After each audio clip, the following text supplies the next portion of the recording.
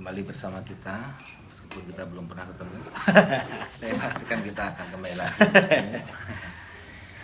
Kita akan berbicara tentang tips berangkat kerja jika hujan. Yang pertama, pastikan kamu punya kerjaan. Nanti kerjaan terus mau modal itu ya toh? Iya. Pastikan Dua, pastikan pekerjaanmu ono kantore. Nek kowe bakul bakso kan mbok gowo kantore.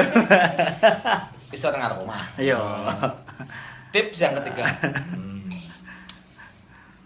Pastikan bahwa kamu masih hidup. Mati ngomong mikir. Putus urip sih. Pastikan kuwi udan tenan. Aja tanggomu nguyuh. Mungkin yang tingkat.